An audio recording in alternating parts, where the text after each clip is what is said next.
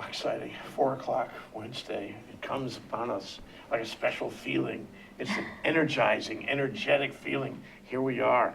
Okay, and to my left, Shem Lawler, Blue Planet Foundation, the Honolulu Clean Cities Program. Welcome to the show, Shem. Thank you, Jay. Great to have you here. Good to be here. Next time, bring your bicycle. All right. Okay. And to his left, one of my all-time favorites, courtesy Rob de Veriturta, who's out there there he is, waving, okay, is Rachel Fukumoto from Hawaii Energy. Lovely to have you here, so exciting. Nice to be back. We always like when you come down. Okay, come down more. Rob, you heard that. We heard that too. Okay. And Ray is here. Ray Starling is here, and he's going to be sitting where Rachel is now after a little while. But Rachel, let's get your piece in right now. Definitely. Okay, you're here about refrigerators. That We want to know everything about refrigerators. Right, so Hawaii Energy, which is the ratepayer-funded energy conservation and efficiency program. We do serve the islands of Oahu, Hawaii, Lanai, and Maui, and as well as Molokai. But we have a refrigerator, rid-of-fridge program is what we like to call it. Basically, this offer encourages residents to give up their second refrigerator as long as it's working, and a minimum of 14 cubic feet. They can trade it in and we'll haul it away for free. And basically, anybody on the island of Oahu will get a $50 rebate. And if you're on Hawaii Island or Maui, you get a $65 rebate.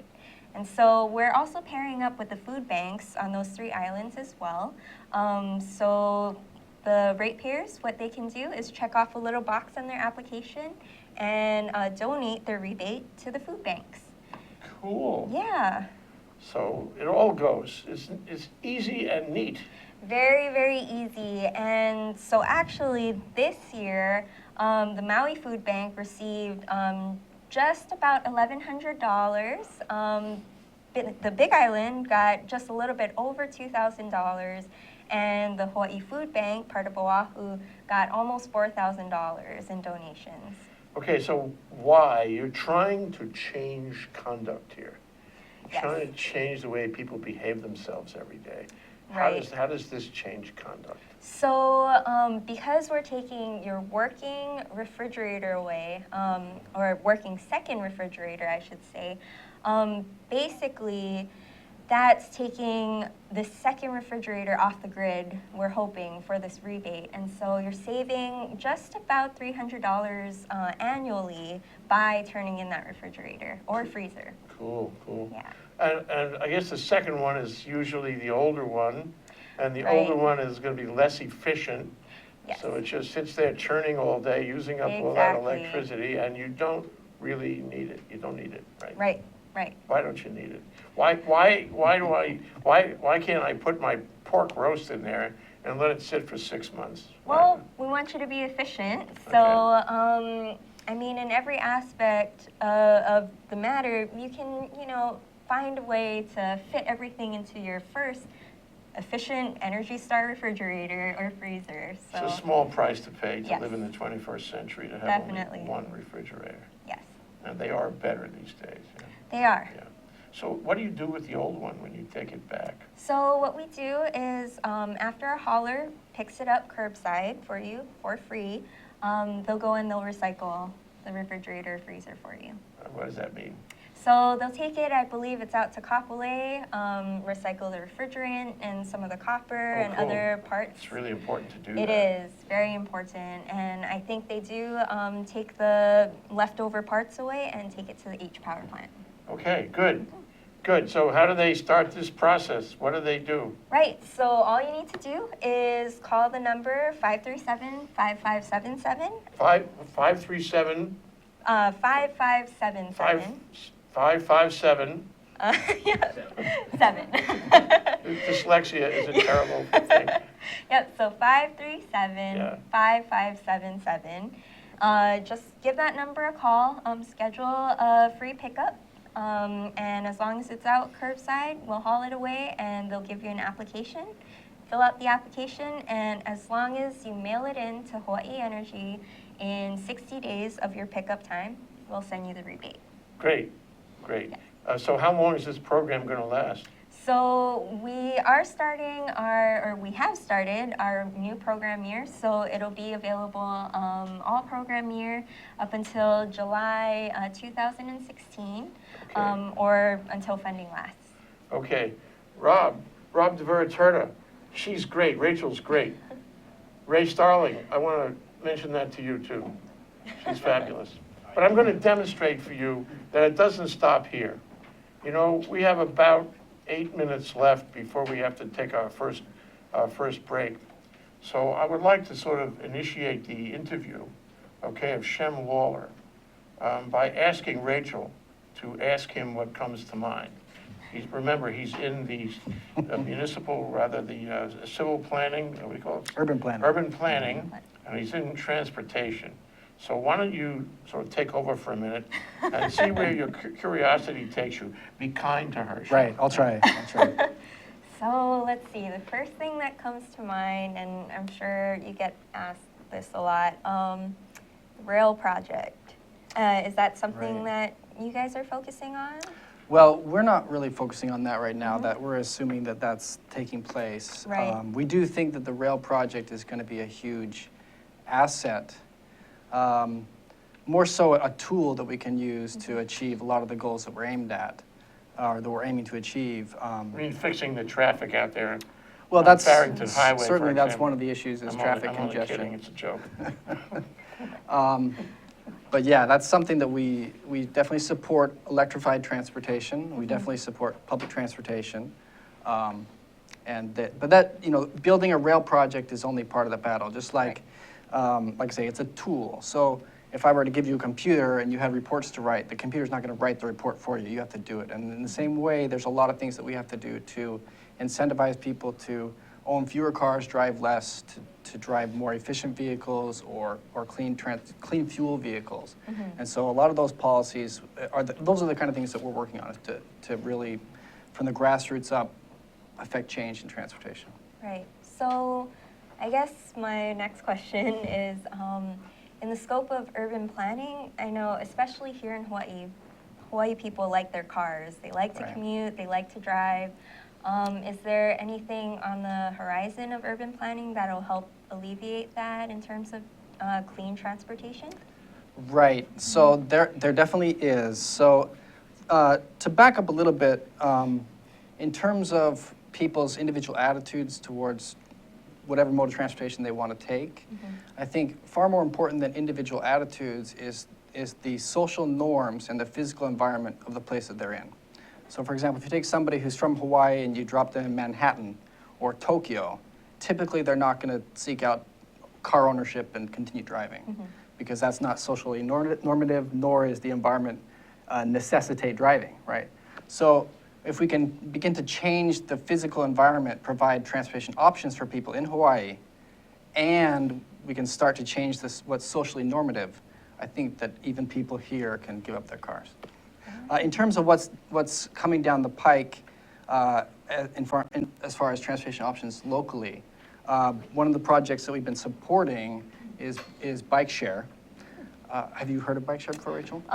Very briefly, maybe you want to elaborate? Right. Have you ever been to a city that has a bike share system? I actually haven't. Okay, well, this may be the first that you've been able to experience that. So Bike Share Hawaii is a nonprofit organization that was established last year, well, early 2014, through a partnership with the city and the county of Honolulu and the state of Hawaii. They helped fund the creation of it, and then also Ulupono Foundation, or Ulupono Initiative, provided some startup funding. So they hired 2 people to run the organization, Lori McCarney and Ben Trevino. So they are currently fundraising, and they plan to launch a public bike share system basically in urban Honolulu, between Chinatown, Waikiki, UH Manoa, and everything in between during the first half of 2016. So what bike share is a system of bike stations. Each station will typically have between 10 and 20 bikes that are locked in docks, and you can get a membership, unlock the docks, and ride a bike one-way trips to anywhere within the the zone where the bike stations are located. So the scope they're looking at is about 200 stations and 2,000 bikes in that initial service area. Wow. But their actual mission is statewide. They want to be able to expand to Kailua or the North Shore or along the rail corridor or even to Kona or Kauai or Maui Wow. in the future. So it's very exciting. Great. Okay, I sense that we're about done All right. with this part of the interview. Okay, so we're going to take a short break and we're going to move our regular co-hosts in.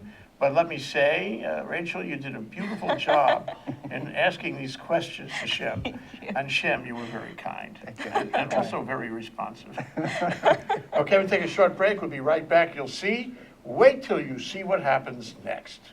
Hi, I'm Jay Fidel. That's Ted Ralston. You know, Ted is the host of Where the Road Leads. It shows every Friday from 4 to 5 p.m. It's about technology. It's about how people collaborate and solve problems with modern technology. Aloha, I'm Kili'i Akina, president of the Grassroot Institute and host on Ehana Kako, a weekly program on the Think Tech Hawaii broadcast network. Ehana Kako means let's work together. Think of the sad alternative, let's not work together. Here in Hawaii, with all of our diversity and the richness of the people, it's important for us to come together around issues on the basis of what's right and what's good and what's going to serve the common good. And that's what we try to do at Ehana Kako. Every week we interview movers and shakers, people in government, business, and other sectors of society to talk about how to create together a better government, economy, a better world here in Hawaii that can bless the rest of the world. I thank you for your attention to Think Tech Hawaii, and we look forward to seeing you every Monday, 2 to 3 p.m. on the Think Tech Hawaii broadcast network. We're Ehana Kako, and we wish you well. Aloha.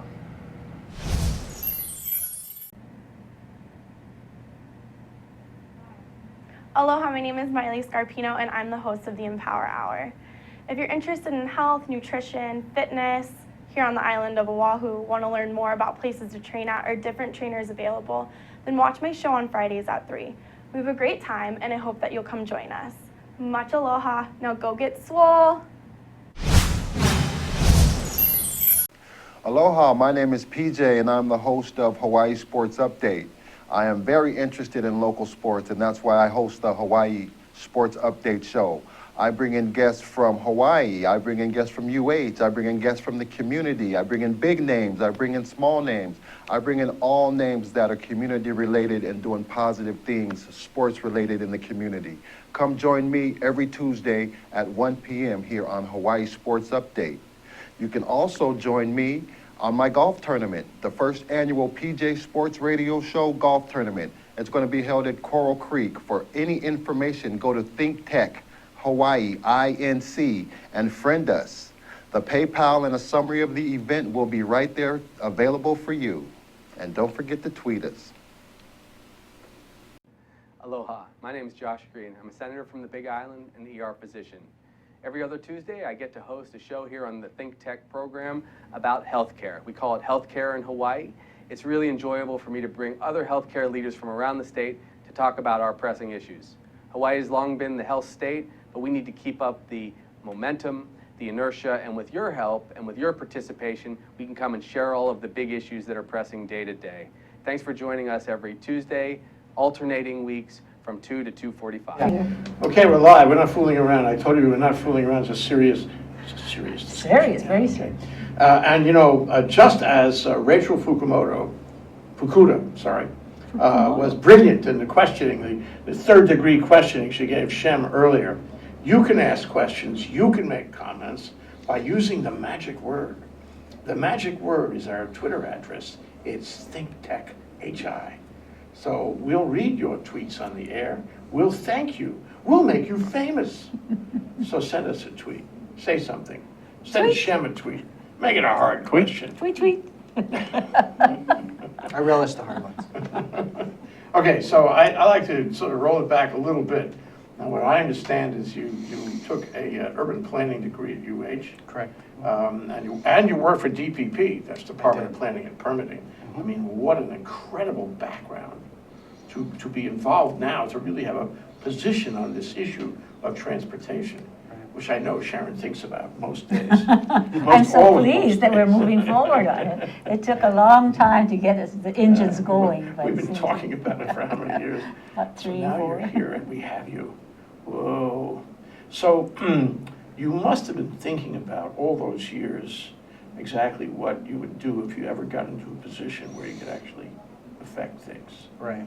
So what would you like to do personally? Band card, no. Well, I can tell you what we're working on right now, which is. Okay, that's a fair dodge. Right, it's largely my program, so I'm Okay. able to Okay. kind of do the things I want. So I'm the coordinator for the Honolulu Clean Cities program. It's a program under the Blue Planet Foundation. So what the program is it's part of the U.S. Department of Energy's Clean Cities program nationwide. And nationally, there's about 90 to 100 coalitions in cities and states. They vary in scope. And the focus is on reducing petroleum use in transportation. So there's a lot of ways that we can work on that. One of the ways that we work on that is outreach to fleets, both commercial and public fleets. So those are trucks that are delivering things. Those are the garbage trucks that are taking your garbage away. So what we actually just created a program. We announced it last Monday, I believe. It's called the Hawaii Clean Fleets Certification Program.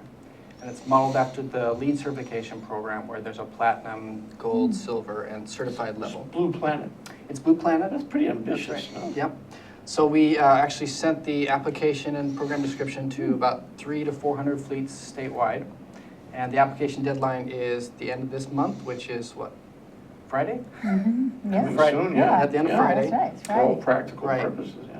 And so we will be announcing those organizations that achieve certification awards next month at the Hawaii Transportation Association's annual conference in Kona on August 27th and 28th. So what does it take to get certified?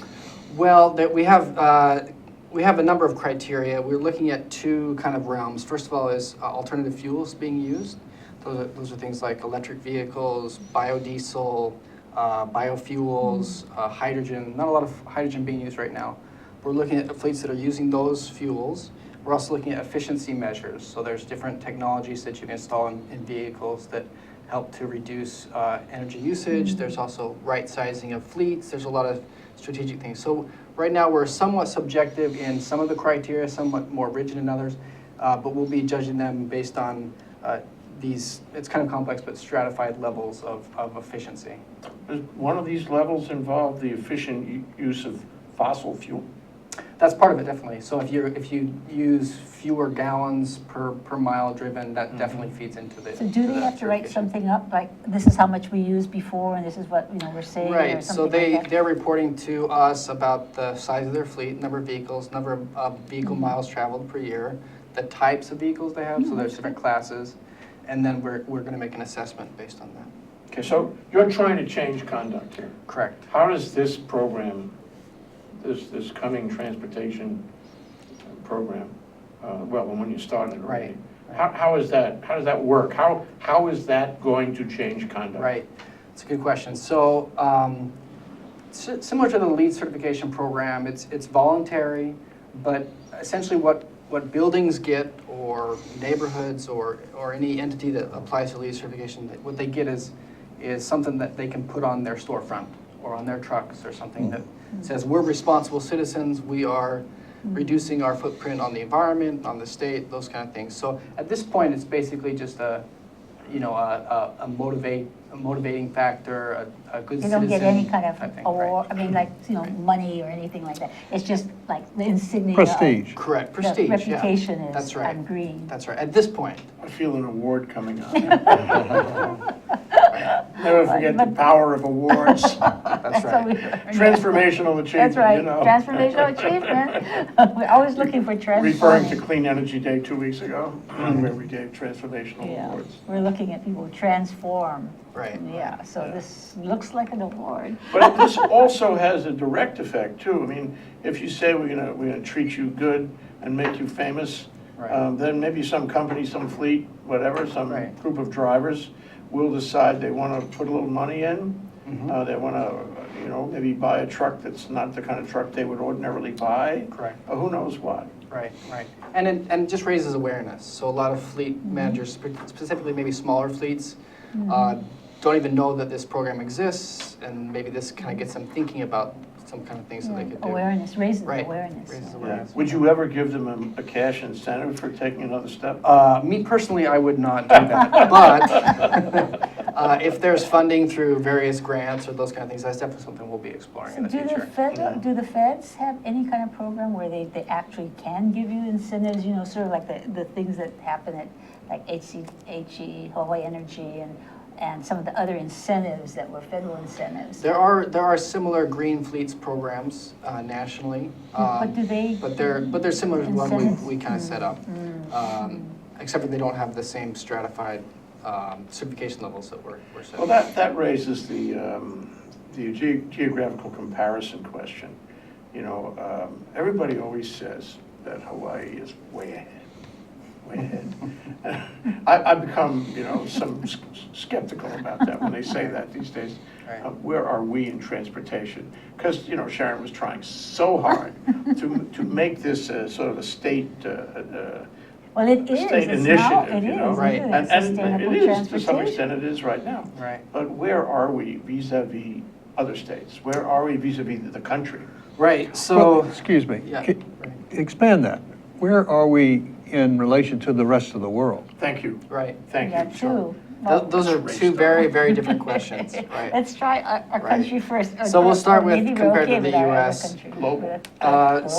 So I think nationally, the average vehicle travels about 12,000 miles per year. It varies by state. In Hawaii, we're more like 8,000. So we don't drive as many miles, but that's kind of geographically determined, right? We're an We island don't have state. much where to Right. travel. Right. I think I would also say that we have at least in Honolulu, we have a higher transit mode share than most places. We're Really? we're about 9 to 10% for commute mode share. Unfortunately, we've been declining since 1981. Steadily declining, because essentially our bus system was at capacity by mid-1980s, and we haven't expanded it since then. So, and that'll continue to decline until the rail system opens, because we really can't expand the bus system. Why not? The problem is this, the phenomenon that we run up against is this It's called problem money. called, no, it's actually not, well, it is somewhat related to money, but it's this phenomenon called platooning. So the geographical shape of Honolulu is long and narrow, right? So we have a lot of streets that are important that are kind of squeezed together, right, in a narrow corridor. And so we have a lot of bus routes that go on individual streets. So like if you go to Hotel Street in downtown, you'll find like 12 or 13 individual bus routes. And so what happens is, if I'm on one bus, Congested. right, so the buses are getting, they're platooning up. So you're and- just backing up on each Right. other. Becomes inefficient. Right, and the bus, like the third bus behind, can't jump the ones ahead because they have to drop off people and they're waiting for people to get on. And so the only way we can really expand transit capacity is by installing a rail system that has a higher capacity overall. I hope so. Yeah. Well, I remember we did a study at Energy Policy Forum, was it about 7 years ago? And the percentage of people who would take the bus was almost nil. It was like Right. very, very few people, because Right. they just couldn't get along. And there were, the bus stations were too far and everything was inconvenient. Right, right. They had to wait too long. So I think part of it is also having something that's convenient for people to get where they Right. want to go. Right, that's true. Well, you know, if we didn't have rail, I know this is a hard hypothetical, but if we didn't have rail, wouldn't it be smart to put tons of money into the bus system? And in fact, try to get fleet electric buses, and non-fossil Right. buses. And wouldn't it be smart, take a page out of Panos Prevodouros' book and reorganize the roads, because, they're not optimal. And sometimes you get on a road like the Poly Highway, if you get stuck like I did this morning, I'm not going to discuss that, but I feel a commentary coming on about the Poly Highway and the guys who are working on it this morning. But you can't go anywhere. You're stuck. You sit Right. there. and you watch your life tick away, you watch your gas gauge go down, and you see the smoke Right. from all the cars. It's awful. So if we fix the roads, if I gave you maybe $6 billion to fix the roads, with your urban planning degree, I know you could do a job. Well, Jay, let He me, doesn't let want me, you to let go on me, the roads. Did you hear him? let me give you an analogy. So every January 1st, I put on my jeans, and they're a little bit tight, right?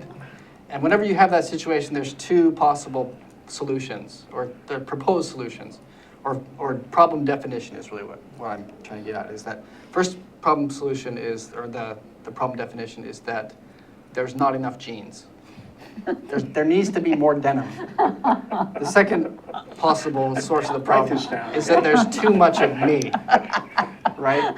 And traditional road planners, traditional transportation planning for decades was whenever there's traffic congestion, that means there's not enough road. There's too few lanes.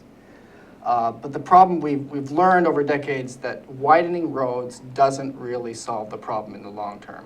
All it does is push the problem down the road and actually causes more suburbanization, increased driving, farther distances.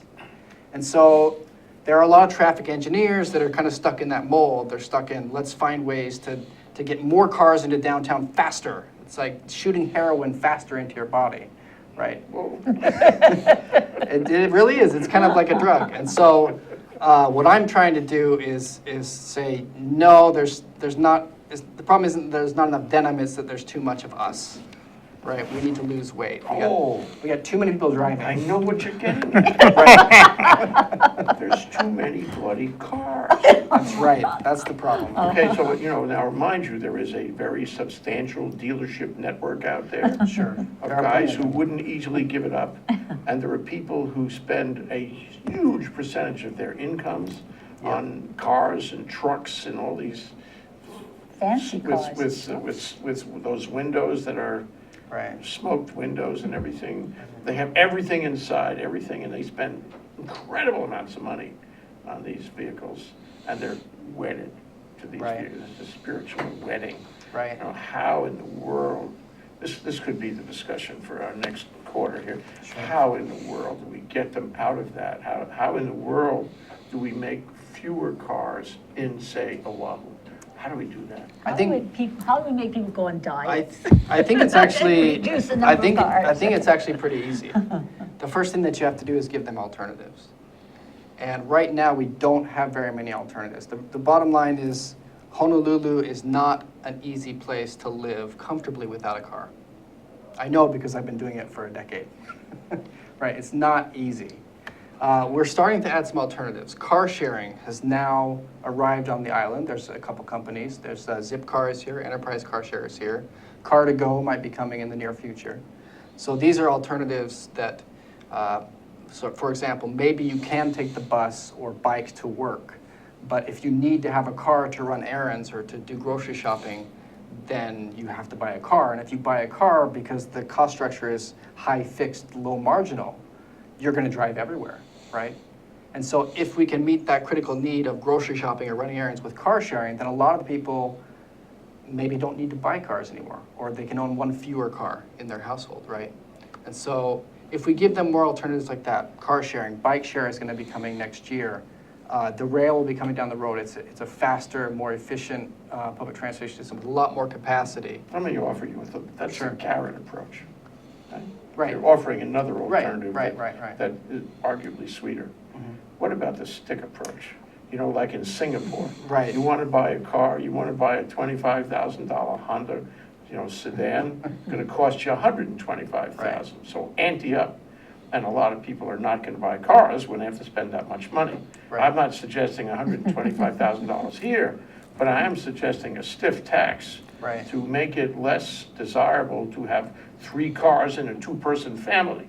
Right. So what do you think about that? Well, I'm a firm believer in sticks as well as carrots. Although I think when it comes to transportation, we don't need to be all that punitive. I think if we just treat the transportation ecosystem more like we treat other segments of the economy, where capitalism actually determines behavior, we can kind of fix a lot of the problems we have. For example, the way we pay for our road system right now is primarily through the fuel taxes, right? The fuel taxes were meant to be the user fee system for the roadways. The problem is that individual drivers' marginal impact on the roads is not the same. So for example, if I am buying the same gallon of gas, but I'm driving at 2 a.m. on the North Shore, I probably have very little impact on the roadway network. Whereas if I'm using that same gallon of gasoline to drive at 8 a.m. on H1 freeway, I'm having a much greater impact. Right now, our system doesn't account for those We impacts. could do that, though. We could. We have computers. Yep. It's not a new idea. We could say, as in Singapore, you want to go into the city center where you have a bigger impact, you're going to pass by an RFID, Right. and all of a sudden your credit card's going to get charged for the impact fee. Right. If you're on the North Shore, well, it's not so big a charge. We could do this, you know, and there are people around. In fact, we had somebody on the last show who was a creative programmer who could do this. In fact, I would say there are dozens, if not hundreds, of creative programmers who could do this. We could do all kinds of creative things dynamically to fix things in Hawaii and to make them responsive to our needs and our resources.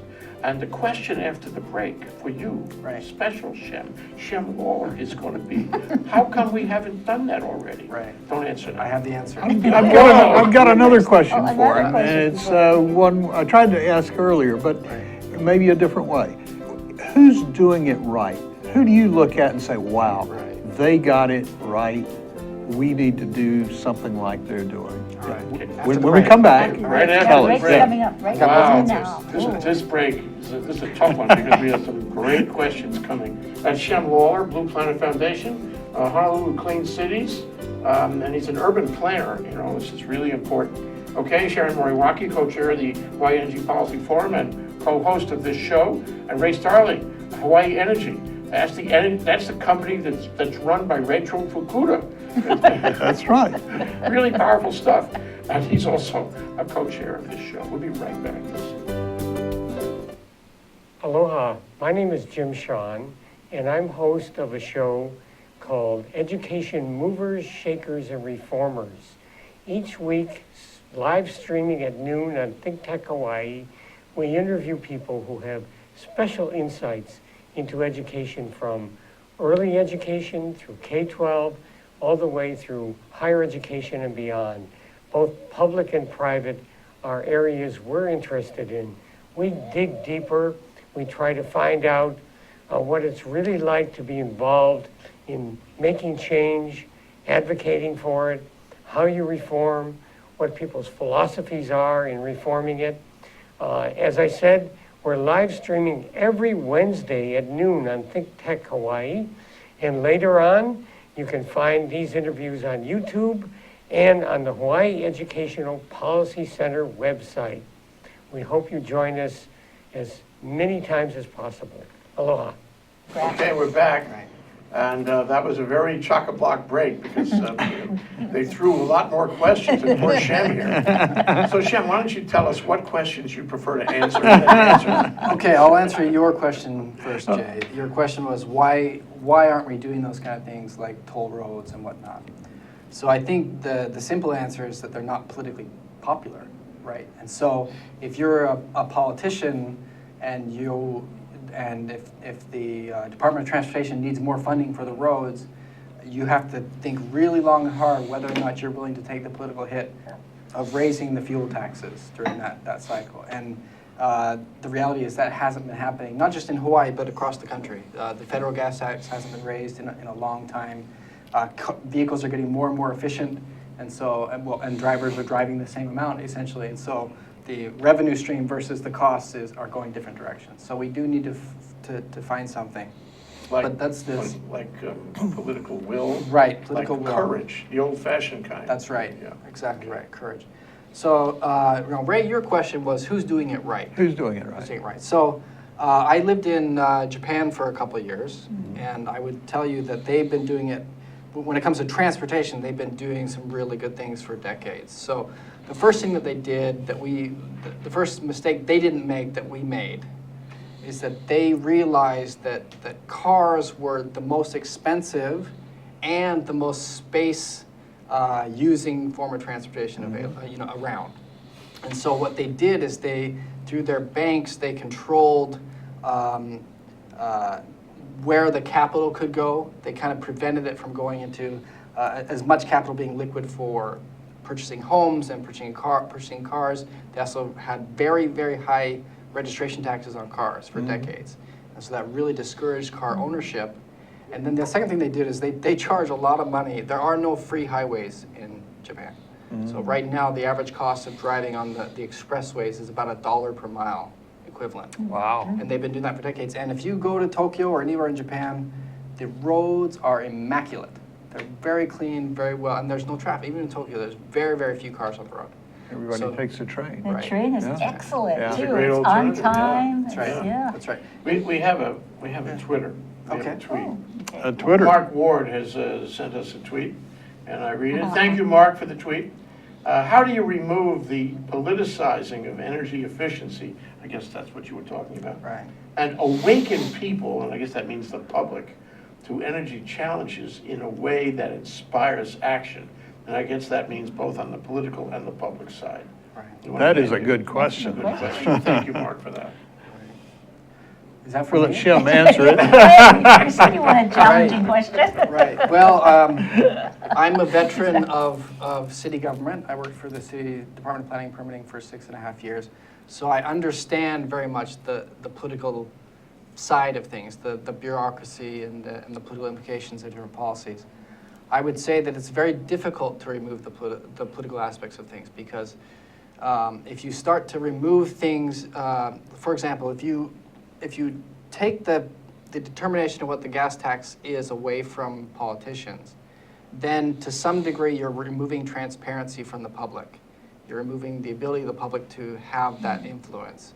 And so that's a difficult call to make. So for example, if we wanted to create a third-party body that was going to dictate what the fuel tax was, and they would tie it to some metric, as some programs are run that way, that would probably work. If it was the discretion of the Department of Transportation to, for example, say, like we do this with property taxes. Basically, the city says, this is how much budget we need, and this is what the assessments are, and they do the math, and they determine how much each property needs to pay in taxes.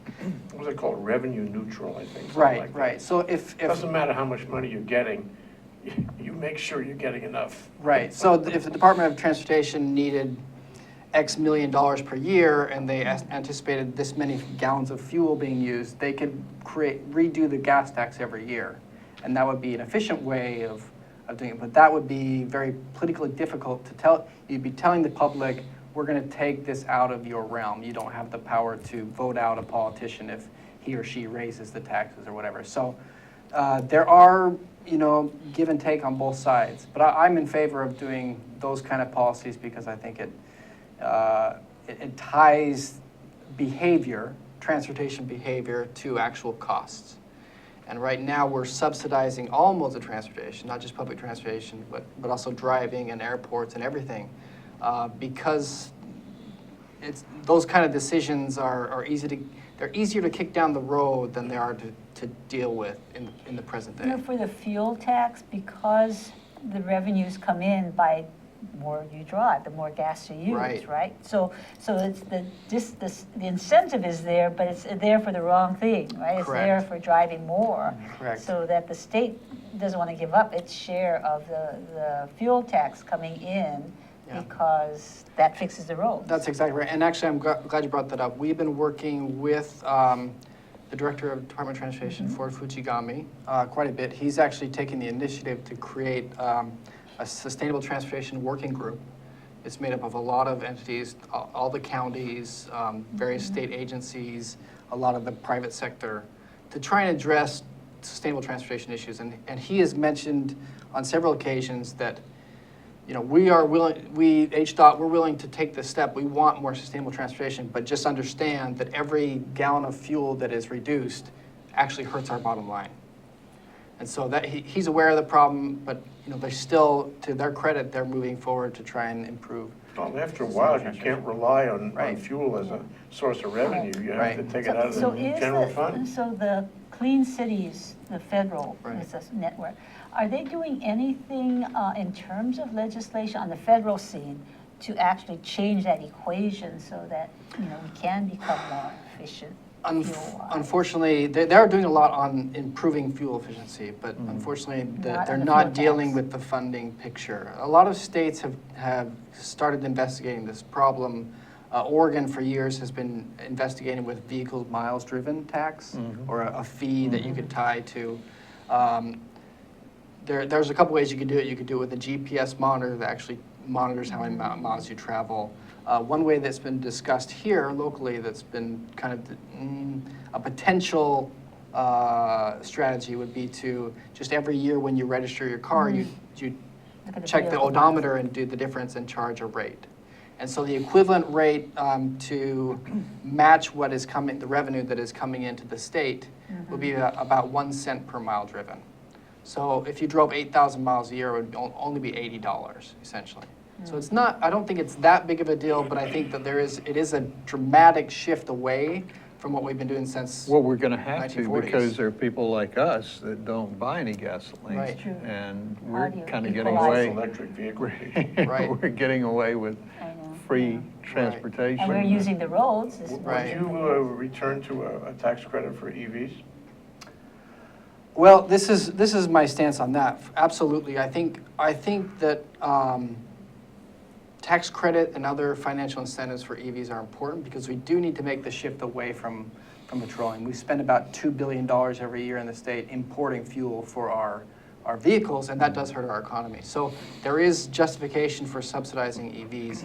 The way I would structure it would be more of a fee-based system where you would have a fee on gasoline or diesel vehicles that would then pay for the rebate. And you could actually do it because the majority of cars bought and sold right now are gasoline and diesel vehicles. You'd only have to do a fairly small fee to pay for a pretty substantial It's a rebate. great idea, Yeah. fee-bait. Yeah, F-E-E-B-A-T-E, Correct. fee-bait. right. You heard it here on Think Tank. Feedback. But I like to express a concern. Sure.